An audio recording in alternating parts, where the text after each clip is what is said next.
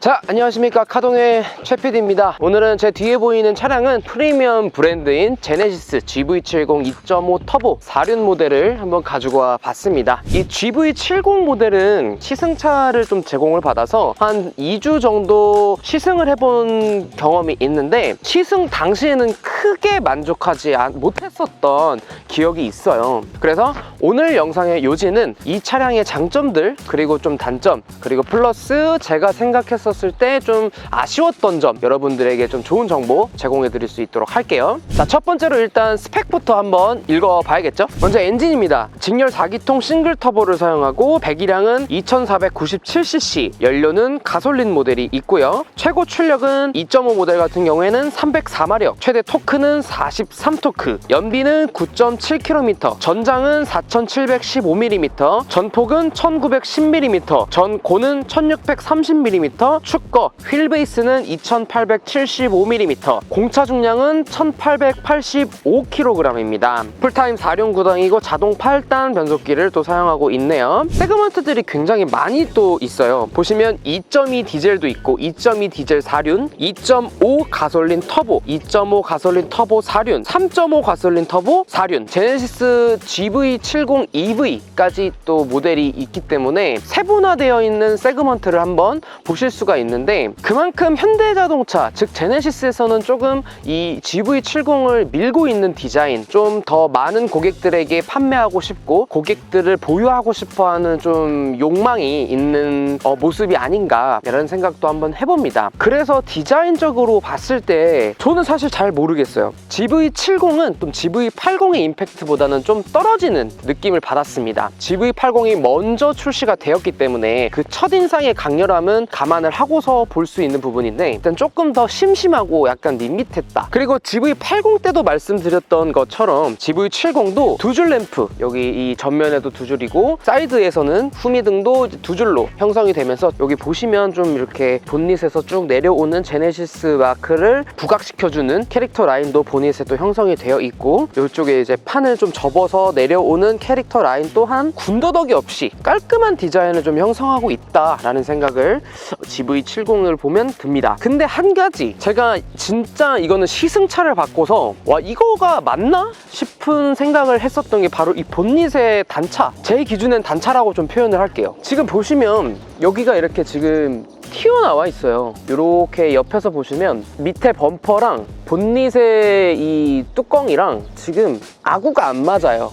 하지만 여기 그릴 쪽 부분을 자세히 보시면요, 여기 앞부분에 그릴이 좀 본닛보다 살짝 들어가 있는 모습을 보실 수 있어요. 여기에 또 크롬 라인이 하나 쭉 형성이 되어 있고, 자세히 보았을 땐 디자인적인 요소 중에 하나라고도 볼 수 있지만, 지금 영상을 보시는 뭐 구독자분들이나 아니면 자동차 유튜버 분들이나 이렇게 좀 정확하게 보지, 일반인들 여기가 벌어져 있으면 누가 봐도 이거는 디자인적 요소인 걸 떠나서 그냥 단차다 라고 밖에 설명이 안 되거든요. 이 그릴이 조금 더 나와 있는 걸 방지하고자 살짝 들어가면서 이 들어간 빈틈이 뭐 이런 식으로 구구절절 말을 해야 되는 부분이 좀 전면에서 가장 큰 좀 디자인적으로 아쉬운 부분이 아닌가 라는 생각을 좀 많이 해봅니다. 깔끔하고 심플한 디자인 때문에 여성 오너분들한테 또 굉장히 인기가 또 많은 모델이기도 해요. 그리고 이제 이 70도 5스포크 휠이 또 적용을 할 수가 있는데, 지금 보시면 거미줄 메타에 이 휠이 또 장착이 되어 있는데, 미쉐린 타이어가 또 장착된 19인치 휠이 또 적용이 되어 있어요. 이 차는 21인치 옵션을 또 휠을 적용을 하면 5스포크로 또 변경이 되면서 휠을 또 바꿀 수가 있는데, 주관이지만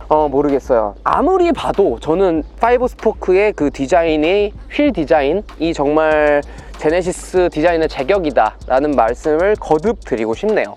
오케이.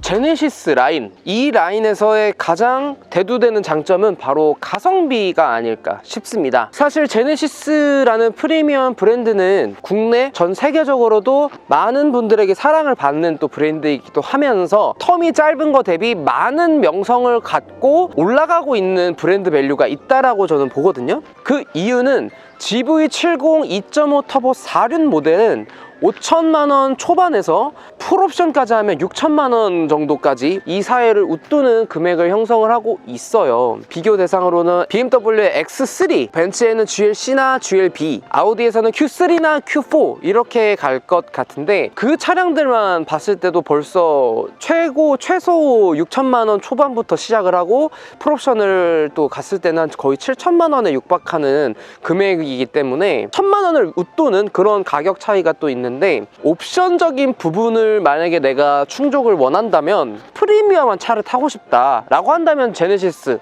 저는 진짜 이렇게 가도 너무 좋은 대안이다. 사실 국내에서, 대한민국에서는 자동차 문화가 아직까지 막 엄청 활성화가 되어 있다거나 뭐 대만이나 옆나라인 일본 이런 나라만 보더라도 엄청나게 활성화되어 있단 말이에요. 그런 튜닝 문화, 아니면 자동차를 두세 대씩 갖고 있으면서 어떤 컬렉션을 하는 그런 또 인사이트가 있고, 국내에서 자동차를 좋아하는 차 유튜버들 아니면 자동차 칼럼니스트 분들, 기자님들이 봤을 땐 좀 부러움의 시선으로 또 볼 수 있다고 생각을 해요. 그래야지만 이런 자동차 제조사들도 더 신나게, 더 마음껏 자동차를 또 즐기게끔 만들 수가 있고, 국내에서 사랑을 많이 받으면 받을수록 더 많은 것들을 또 시도해 볼 수 있는 좋은 교두보가 될 수 있기 때문에 우리가 더 많은 좀 붐을 이뤄야 되는 현실이 놓여 있는데, 아직까지는 우리가 자동차, K 자동차라는 문화를 또 봤을 땐 저는 집을 사라, 자기 개발에 투자를 더 해라 라는 분들께 이렇게 얘기하고 싶어요. 그렇게 10년, 20년, 30년 살아서 내가 꿈을 다 저버릴 시기를 다 지나고 나서까지도 자기 개발을 해야 될 것이냐. 즐길 수 있는 문화는 충분히 즐기면서 그 시기, 그 타이밍에 맞춰서 더 많은 것들을 좀 이뤄낸다면 결과적으로는 자동차 시장을 혹은 자동차 문화를 보았을 때 그 현 시대의 경제적 상황까지도 우리가 파악할 수 있는 좀 현실적인 부분의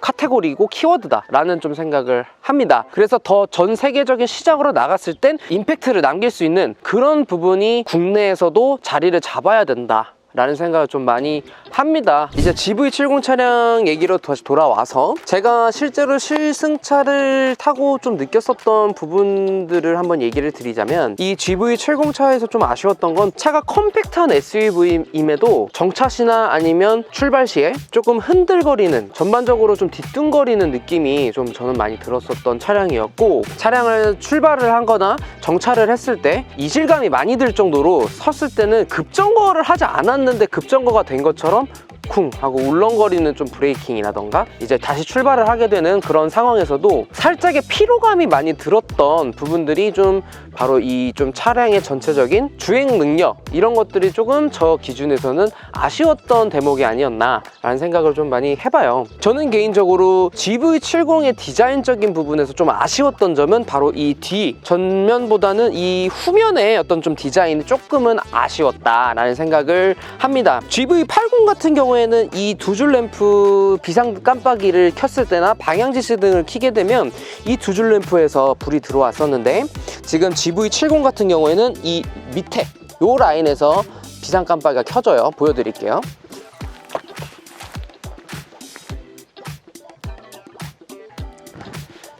보시는 것처럼 GV70은 이 밑에 하단부 쪽에서 방향지시등이 깜빡깜빡 거리는데 사실 뒤에 있는 차들은 잘 안 보여요. 이런 부분들이 사실 내가 타고 있는 GV70 기준으로 봤을 땐 갑자기 껴야 되는 상황에서는 뒷차를 고려 못하는 상황이 생겨버려요. 방향지시등을 켰다라고 판단하고 나는 들어갔지만 이제 다시 뒷차 기준으로 생각을 해본다면 안 보이거든요. 갑자기 들어가게 되는 경우에는. 왜냐면 시선으로 봤을 때 이 부분이 좀 보일랑 말랑하는 부분이기 때문에 여기에서 똑같이 GV80처럼 여기서 들어가는 게 저는 100번 맞다고 생각을 하거든요. GV80처럼 이 뒷 라인을 좀 보게 되면 여기에 또 이제 레터링이 이렇게 제네시스라고 이니셜이 들어가면서 양쪽에 이 두 줄 램프를 디자인 밸류로 어필을 하는 부분인데, 뒷부분을 좀 봤을 때는 살짝 저는 좀 아쉬운 부분이 밋밋하다. 3.5 터보 4륜 그 차량, 빨간 색깔 차량, 이런 좀 스포츠성이 대두되는 디자인적인 파츠들을 붙이게 되면 디자인의 완성도가 정말 갑자기 급격하게 올라가는 느낌을 저는 많이 느꼈거든요. 그런데 좀 기본적인 기본 옵션 모델로서의 한계로는 저는 개인적으로 아쉬웠던 요소들이 좀 있다라는 생각을 좀 하게 되면서 GV70 같은 경우에는 디자인적인 부분은 좀 튜닝을 한다든지 3.5 터보 모델로 좀 색깔을 좀 대입을 해서 차량의 어떤 개성을 좀 살린다거나 아니면 내 차량을 표현하는 부분을 좀 다이나믹한 부분들로 채워나갈 수 있는 도화지 같은 차량이다 라는 생각을 좀 하고 있습니다. 자, 결론부터 말씀드리고 싶은데요. 진짜 제네시스 실내 정말 잘 만듭니다. 이 구성부터 어떤 그런 전체적인 느낌, 시각적인 디자인적 효과, 모든 것들이 정말 잘 배합되고 잘 혼합이 되어서 국뽕이 차오를 수도 있을 정도로 그런 디자인이라고 저는 좀 자신 있게 말씀드리고 싶어요. GV70 사실 분들은 진짜 무조건 꼭 제발 실내는 밝은 시트를 하시길 정말 강력하게 추천드립니다. 지금 이 색상이 바닐라 베이지 투톤, 특히나 이 여성 오너분들에게 정말 많은 사랑을 또 받는 그런 GV70 차량이기 때문에 이 차량은 꼭 밝은 시트를 한번 더 보시고 그리고 시승도까지 해보시고 구매를 결정하시는 걸 좀 추천을 드립니다. 자, 그리고 앰비언트 라이트 역시도 GV70에 많이 들어가 있는데요. 운전자 중심의 타원형으로 여기 센터 공조 시스템이 인터페시아가 되어 있고 앰비언트 라이트가 여기 타원 안으로도 들어오고 여기 블럭 안쪽에도 이렇게 은은하게 불이 들어온단 말이에요. 그리고 한 가지 더, 이쪽 여기에 보시면 도 이쪽에 이렇게 들어오고 GV70의 앰비언트 라이트는 많이 들어오는 편은 아니지만 발광 자체는 부드러운 발광을 좀 앰비언트 라이트가 표현을 해주어서 좀 굉장히 럭셔리한 무드를 형성해주는 앰비언트 라이트의 좀 올바른 작용이었다라는 좀 생각을 하지만 한 가지 좀 아쉬웠던 부분은 제가 또 밤에 GV70 시승을 하면서 이쪽 앰비언트 부분은 좀 볼 때마다 눈에 좀 안 익는다 라는 생각을 좀 하게 해주더라고요. 모르겠어요. 이거 좀 보시면은 약간 심박수 같잖아요. 빨간 색깔 라인이 뒤죽박죽으로 형성돼 있으면서 뭘 표현하고 싶은지는 잘 모르겠어요. 그냥 좀 야 남는 거 없냐? 해서 아 이거 있는데요? 야 갖다 붙여 일단 이런 느낌의 좀 디자인이어서 앰비언트 라이트가 좀 여기가 들어올 때는 이게 뭔 색깔이지? 라는 생각을 좀 들게끔 해줬던 그런 요소였다고 좀 생각을 합니다. 자, 그리고 일단 GV70 차량은 외관상으로 보았을 땐 그리 큰 SUV처럼 보이지는 않지만 실제로 실내에 타보았을 때는 좀 다른 생각을 할 수 있습니다. 생각보다 시야감도 꽤 높아서 전체적으로 그렇게 막 불편하다 울렁거린다 라는 느낌을 좀 많이 느끼는 포지션은 아니에요. 그리고 뭐 이 기어 노브는 그때도 GV80 때도 말씀드렸지만 조금 기어 노브가 앞쪽에 다이얼식 기어 노브가 앞쪽에 있었으면 어떨까 라는 생각을 좀 했다고 말씀드렸는데 GV70은 조금 반영이 된 것 같기도 해요.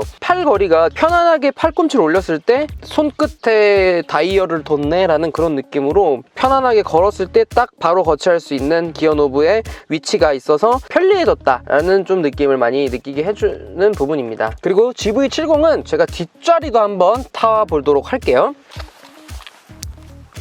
자, 뒷좌석은 많이 좁습니다. 여기 이제 리클라인 기능도 있어서 뒷좌석을 이렇게 제쳐 보았을 때는 헤드룸 공간은 꽤 많이 남아요. 이 무릎 공간, 내 다리를 둬야 되는 이 밑에 공간은 조금 답답한 느낌은 좀 있습니다. 즉각적으로 느낄 수 있는 부분은 이 문 쪽, 이 문 폭이 굉장히 좁습니다. 실내의 쾌적함을 감안하고서라도 뒷열의 어떤 이 문의 폭을 보면 좀 타고 내리기가 살짝 불편해요. 또 차도 높다 보니까 이렇게 타고 내리기가 좀 불편하고 그리고 특히나 아이들한테서는 굉장히 불편한 그런 부분입니다. 지금도 내리면서 보시면 계속 부딪히잖아요. 여기서 내릴 때도 여기도 이제 부딪히게 되고 그리고 여기도 부딪히고 내릴 때 또 무릎을 또 부딪힐 수도 있고 이 문폭이 굉장히 자동차에 큰 영향을 끼치는데 뒷열의 2열의 문폭은 좀 아쉽다라는 좀 대목이라고 저는 좀 생각이 듭니다. 패밀리 SUV를 좀 고민하시는 아빠분들이라고 한다면 제가 늘 리뷰 때마다 말씀드리지만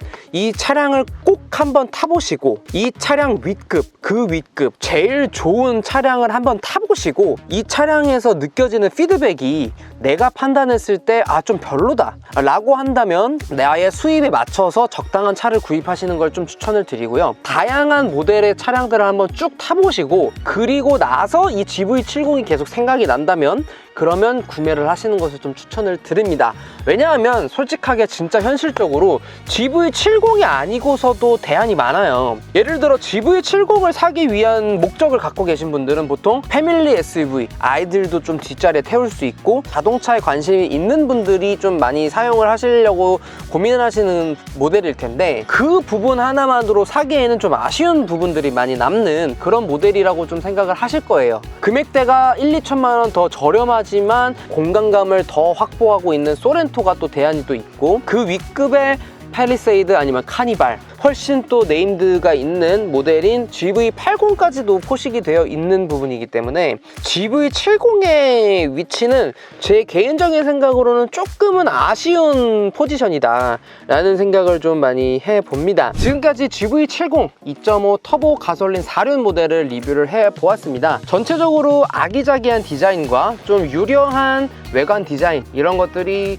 여성 오너분들의 사랑받기엔 충분한 그런 차량이었다고 판단이 되고 패밀리 SUV로 작용을 하기에는 아빠들에겐 조금 관심도가 떨어질 수도 있는 그런 좀 아쉬운 2열 공간이었다 라는 생각을 좀 결과적으로 말씀을 드릴 수 있을 것 같아요. GV70뿐만 아니라 국내에 있는 쌍용, 쉐보레, 현대, 기아 내수시장의 제조사들이 국민들에게 사랑을 받고 많이 또 관심을 받아야지만 제조사 입장에서도 더 많은 시도도 해볼 수 있고 더 많은 자동차 문화라던가 어떤 콘텐츠들을 국민들에게 또 제공을 해줄 수 있기 때문에 그래서 우리가 많은 관심과 질타보다는 객관적인 판단을 통해서 내수시장의 제조사들에게 국민들의 조언 그리고 그걸 좀 빠르게 받아들일 수 있는 제조사들의 어떤 융통성 이런 것들이 전체적으로 융합이 되어서 K자동차 문화가 더 체계적이고 완성도 있는 그런 부분으로 작용을 했으면 좋겠습니다.